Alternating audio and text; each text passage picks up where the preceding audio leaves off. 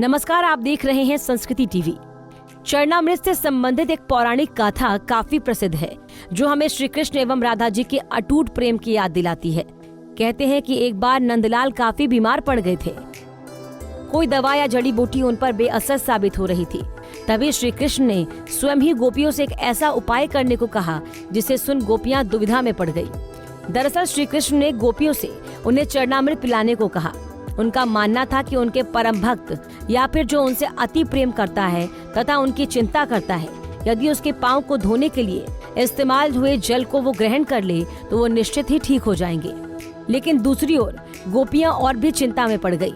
श्री कृष्ण उन सभी गोपियों के लिए बेहद महत्वपूर्ण थे।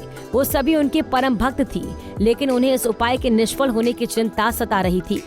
उनके मन में बार बार ये आ रहा था कि यदि उनमें से किसी एक गोपी ने अपने पांव के इस्तेमाल से चरणामृत बना लिया और कृष्ण जी को पीने के लिए दिया तो वो परम भक्त का कार्य तो कर देगी, परंतु किन्हीं कारणों से कान्हा ठीक न हुए तो उसे नर्क भोगना पड़ेगा। अब सभी गोपियां व्याकुल होकर श्री कृष्ण की ओर ताक रही थी और किसी अन्य उपाय के बारे में सोच रही थी कि वहाँ कृष्ण की प्रिय राधा आ गई। अपने कृष्ण को इस हालत में देख के राधा के तो जैसे प्राण ही निकल गए। जब गोपियों ने कृष्ण द्वारा बताया गया उपाय राधा को बताया तो राधा ने एक क्षण भी व्यर्थ करना उचित न समझा और जल्द ही स्वयं के पांव धोकर चरणामृत तैयार कर श्री कृष्ण को पिलाने के लिए आगे बढ़ी। राधा जानती थी कि वो क्या कर रही हैं। जो बात अन्य गोपियों के लिए भय का कारण थी, ठीक वही भय राधा को भी मन में था।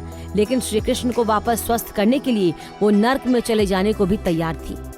आखिरकार कान्हा ने चरणामृत ग्रहण किया और देखते ही देखते वो ठीक हो गए, क्योंकि राधा ही थी जिनके प्यार एवं सच्ची निष्ठा से कृष्ण जी तुरंत स्वस्थ हो गए। अपने कृष्ण को निरोग देखने के लिए राधा जी ने एक बार भी स्वयं के भविष्य की चिंता न की और वही किया जो उनका धर्म था। दोस्तों, उम्मीद है आपको हमारी ये जानकारी पसंद आई होगी। ऐसी ही धर्म और आस्था से जुड़ी जानकारी के लिए देखते रहिए संस्कृति टीवी। धन्यवाद।